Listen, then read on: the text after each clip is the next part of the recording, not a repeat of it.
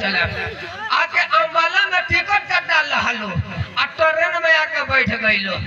जब ट्रेन में आके बैठलो आ ट्रेन जब 5-7 स्टेशन जब बढ़तिया तो इनकर तो झरत रही एक दिन पहले से पेट उ ट्रेन में लगल इनकर मशीन वो भर बतलावे। जब मशीन इनकर वो भर बतलावे लगल तो ई भईवा अपन मुंह लागल चुकनिया में चुकनिया ते मुंह अपन साफ वाहिन बना लगल भईवा आ धीरे धीरे दोनों जांग लागल सटावे सटावते सब दोनों जांग साफ फरिया लगल भईवा। अब ओने से जितने प्रेशर उठावस उतने ही भईवा दोनों जांग साफ सटावे लागल। साफ जब खरिया देलक तले ट्रेन चलल गोरखपुर में। जब गोरखपुर में ट्रेन आ गई तो भईवा के एगो बड़ा बढ़िया एगो सीट लौकल।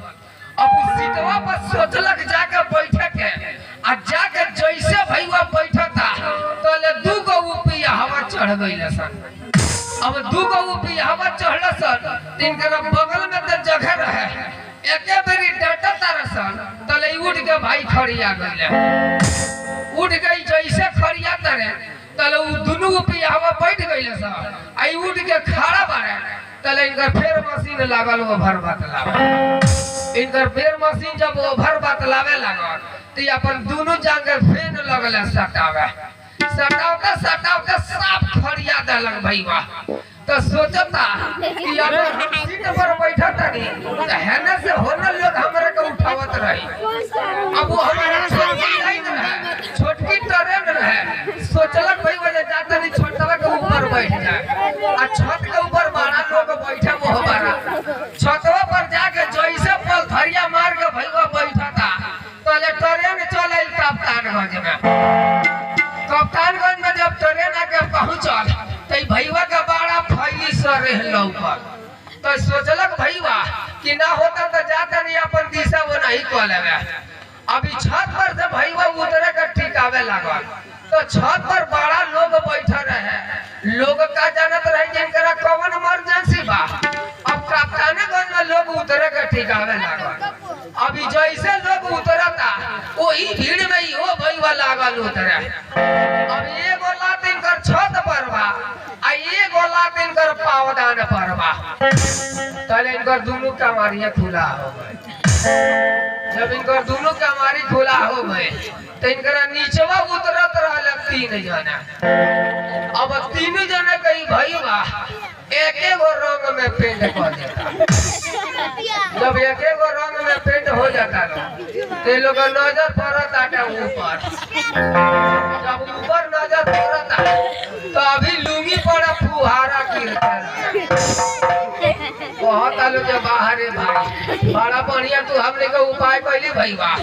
अब तक चिन्हाता नहीं से यही कौना के घर का ऐसा उपाय कैल कि हमने की एक रंग में पेंट कर डाला। तो भाई ठंडा का मौसम बा और ड्रामा के टाइम हो गए। ड्रामा स्टार्ट होता ड्रामा जी बोलो जब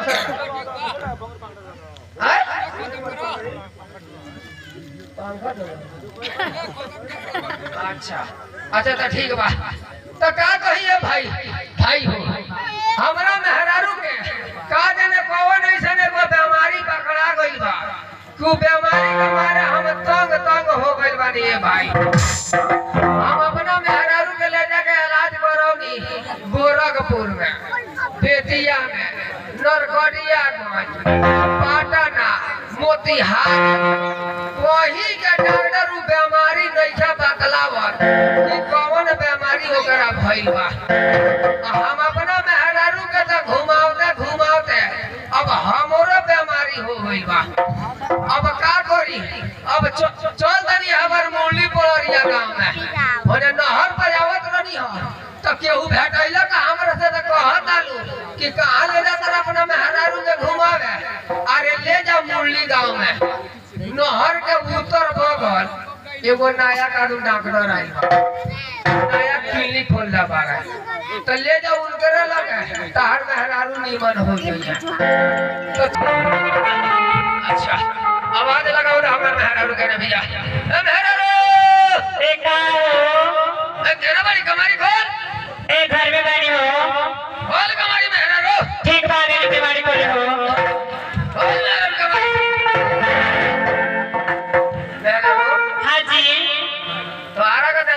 करे तो हमार मियाँ जे साफ रोग रोग हो जाता है मेहरारू।